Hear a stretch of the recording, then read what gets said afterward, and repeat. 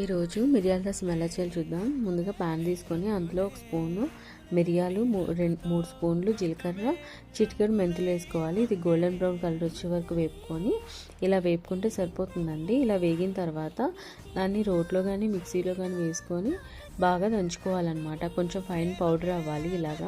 ఇలా అయిన తర్వాత దీంట్లోనే కొంచెం గుప్పెడు వెల్లుల్లి వేసుకుంటాము.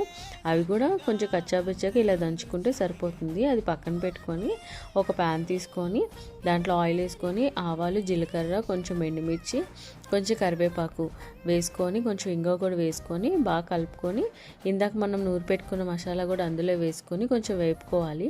ఇలా కొంచెం వేగిన తర్వాత కొంచెం చిటికెడు పసుపు వేసుకుంటాము. అది కూడా వేసుకొని ఒకసారి అలా కలుపుకొని టమాటా, చింతపండు కలిపి పిసుకున్న వాటర్ని కూడా అందులో వేసుకొని కొంచెం మీకు ఎంత కావాలో అంత వాటర్ పోసుకొని దాంట్లోకి కొంచెం టేస్ట్కి సరిపడా సాల్ట్ వేసుకుంటాము. కొంచెం కొత్తిమీర, కరివేపాకు కూడా వేసుకొని కొంచెం ఒక 10 నిమిషాలు మగ్గించుకోవాలన్నమాట. సో అంటే ఎక్కువ మగ్గాల్సిన పని లేదండి.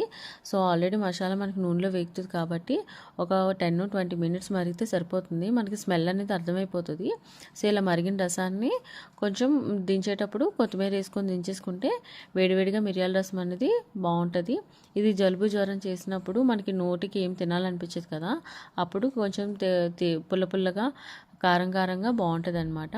సో ఒకసారి ఇలా ట్రై చేసి చూడండి. ఈ వీడియో కానీ మీకు నచ్చినట్టయితే లైక్ చేసి సబ్స్క్రైబ్ చేసుకోండి.